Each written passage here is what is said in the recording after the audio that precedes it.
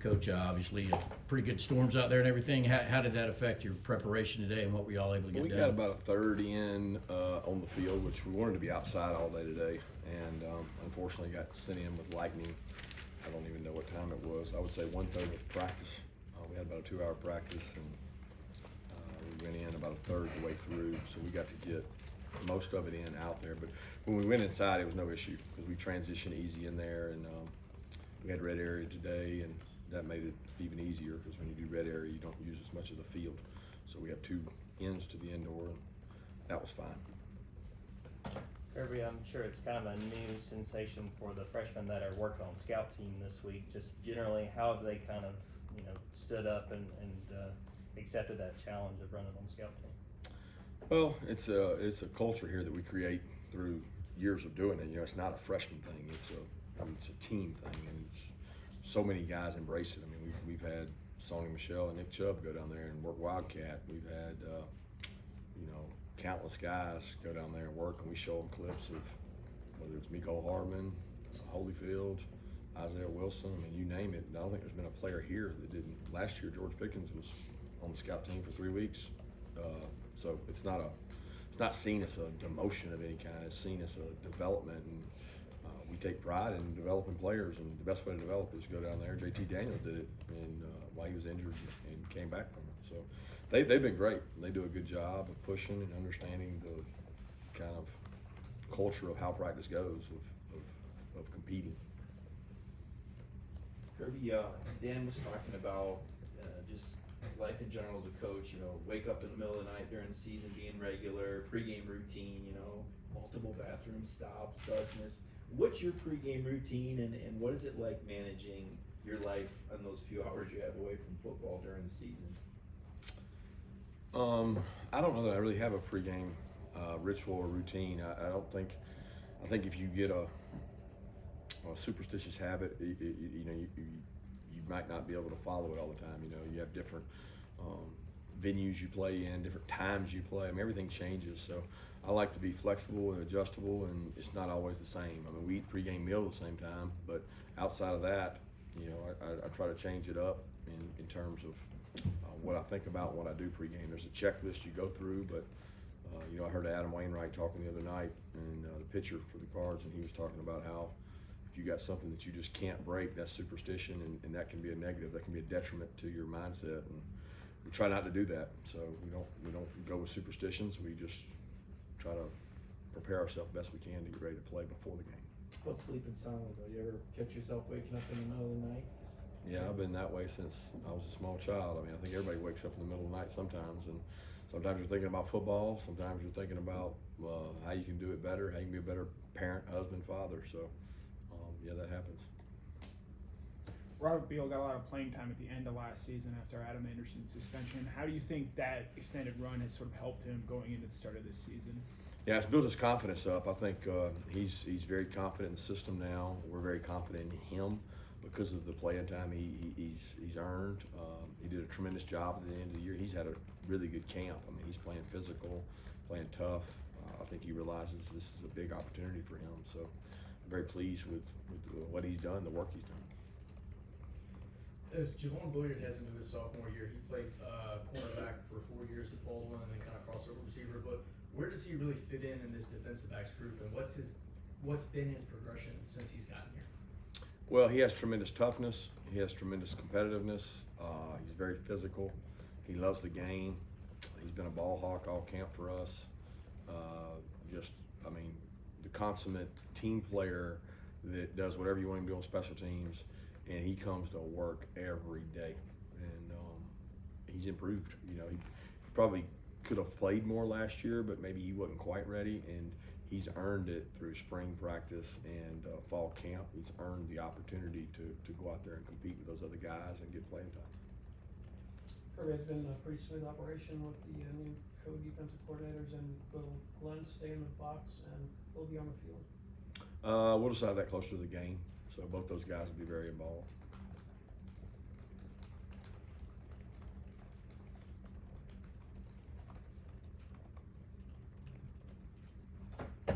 Yeah, Yeah, this is really the first time in his career that Dominick Blaylock has had a normal fall camp. How do you think that has helped him, especially going back into Mercedes-Benz Stadium and looking to play a role for you guys this year? You know, I don't think he thinks about a normal fall camp. You know, he's day by day giving his best effort and making our team better. He competes every day. He's another guy that just works so hard. You know, I don't think he overanalyzes it and again thinks about superstitious things. Those are things he can't control. What he does control is how hard he works for us, how consistent he plays, and his toughness is kind of takes on a personality for our offense of being a guy that doesn't ever complain. Stetson made a comment the other day. He was talking about how tough it was to throw against Kelee Ringo in practice when y'all go one-on-ones. What kind of camp has he had? And, you know, obviously with, you know, the fame he got last year, have you seen him keep that compartmentalized and continue the progression you're looking for? Yeah, I think Kelee's done a great job. You know, you worry about a play like that, you know, going to a guy's head or maybe not realizing his deficiencies and how he can improve them. And we had several talks in the off season, and he embraced it. You know, he was the first to admit, like, no, I'm not where I need to be. I mean, he had some plays in that game that weren't so good, and he admitted that. He said, I can improve, and that's what I want to do. And you know, he's been a leader. He's been an everyday work guy, and I'm expecting him to have a great season because of the work he's put in. You know, he's worked really hard to be a good player. Yeah, I guess following up on Kelee, what does your mindset look like as a coach when you've got a guy who, like Chip said, had a huge play and got a lot of fame, but still has a long way to go? How do you, I guess, one, praise what he has done, but two, let him know that he's still got a long way to go? You're just honest with him. I mean, be honest with him. He'd be the first to admit that. I mean, the play doesn't define the player, you know. And I think so many people in the fans, they want to do that, but he can't let that do that to him. Otherwise, he's limiting himself to plateauing where he is, and he can still ascend. You know, he's a young player. He's only really played 2 years of football with us, so he has a lot of things he can improve on, and he's worked really hard on them. He's gotten so much better with his tackling and his physicality, and he continues to improve on that.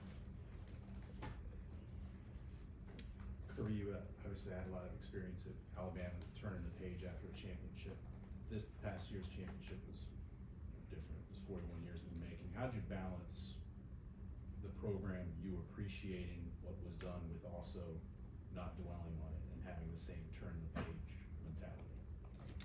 I think the experiences there helped me because I don't see it that different. You know, I mean, we won one in 2009, and I don't know when the previous one was there. It certainly went 40 years, but it was not recent. So I think anytime you win one, you turn the page, and it's built around the culture of your program. If your program's just built on instant gratification and wins and patting people on the back, then you're probably going to struggle more. But it just was never about that here.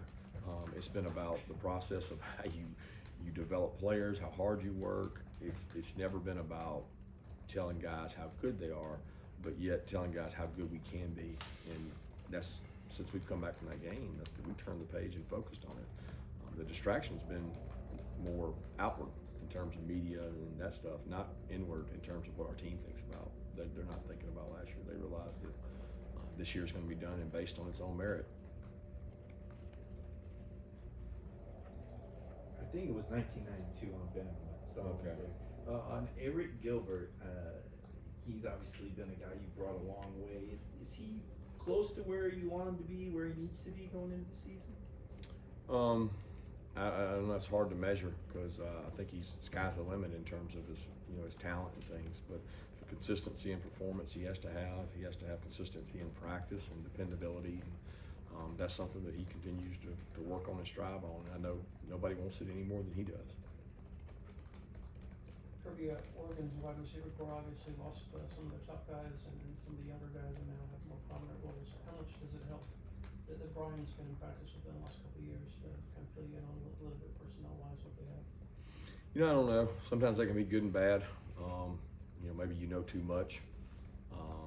Maybe, same way with Dan, he knows a lot about our guys. So, players change, players get better, players grow up.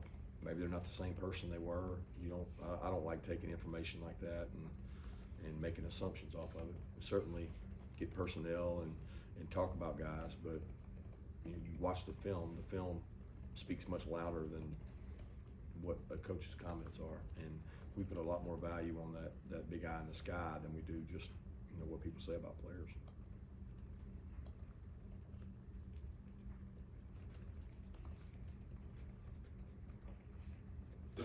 Coach, Cedric was asked about Kenny yesterday, and asked about what's the biggest difference, I guess, at the season and this year. He mentioned explosiveness. Is that something you noticed as well with him?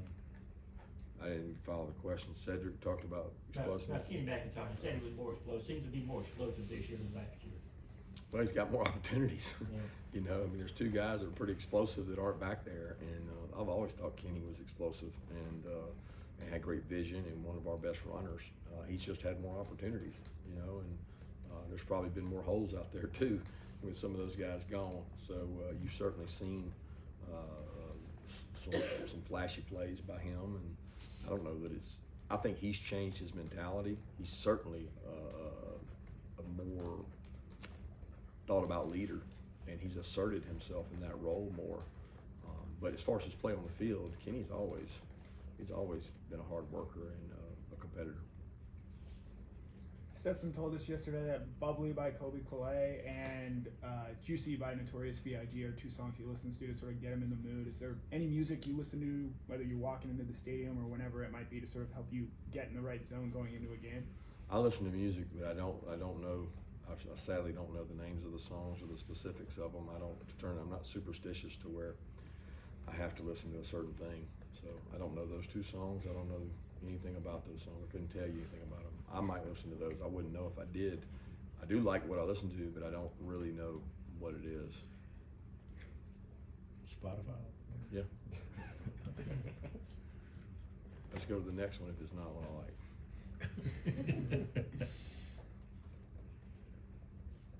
Do you have much of a relationship with Charles Winslette down from Putnam County? He just got his 350th career win, and he is a UGA alum. Kind of describe your relationship with him and just how you've known him over the years. Yeah, he's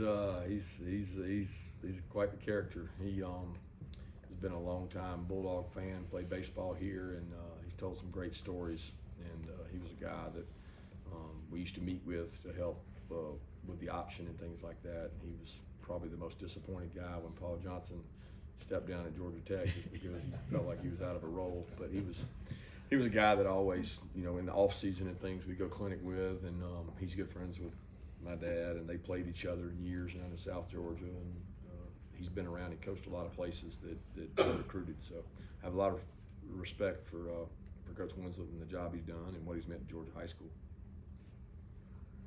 Is a part of you excited to play a team like Oregon with a brand as big as it is? Like, does it mean anything recruiting with you or anything like that? Yeah, it's awesome to play in these kind of games. I think they're obviously a very well-respected program, well-liked program. Recruits love the infatuation with the uniforms and Nike and all the stuff it means. So it's a big stage to be on, and certainly I'm sure it's mutual for them. It's an opportunity to improve your national exposure and nationally recruit. Coach, I know we asked you about Dan all the time, but you also know Tosh Lupoi extremely well. How does his style and Dan's style kind of mesh? And again, your knowledge of him, how does it help you prepare for this game? Yeah, Tosh is a really good football coach, man. He's passionate, he's energetic. You know that the players are they're going to want to run through a wall for he and Dan. They're both really similar in their motivation skills with players, and they're great coaches because they're great men and they're fun to be around. I mean, they make practice fun, they make meetings fun, they make work fun, and they'll do a great job.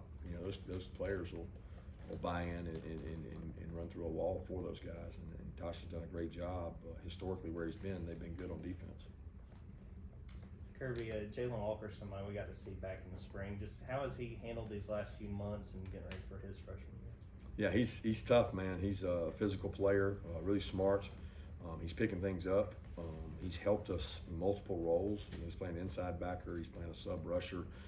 Talented kid. And I love about Jalon is he's a coach's son. So I'm always particular to those guys because of the fact I grew up in that environment, and he just is so respectful and does things the right way and represents us the right way, and he's gonna be a hell of a player. So what kind of role will Daijun Edwards play as a support back this season? No, he's not a support bag. I mean, he's one of our guys, man. He's had a great camp. I mean, his toughness. I mean, the guy works so hard. He's run the ball really well. I mean, he's had some really flashy, good plays. You know, he's a guy that we're expecting to have a big season, and excited to see what he can do. Got time for 2 more questions?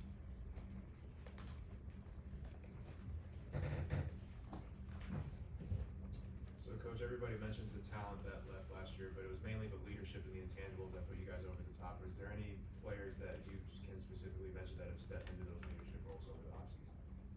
Yeah, I mean, there's so many. Cedric Van Pran's done a great job. Pop's done a great job. Keely's done a great job. Kenny's done a great job. I mean, the tight ends, Darnell and Brock, Roderick, Warren Erickson every day. I mean, there's a lot of guys, and it's not where it's done by 2 or 3 people. It's done by committee, and I think last year's group helped show these guys how to do it, and they've embraced doing it. But we haven't had real adversity, so you find out a lot more about your team when you get some adversity. Kirby, I know you're hyper focused on this one game, so this is kind of a 10,000-foot question as far as the program and when you took it over and what you envisioned Georgia could be and what needed to happen for Georgia to be there. Is it where it needs to be? How much work is left to be done for this program to be where you would ideally like to see it?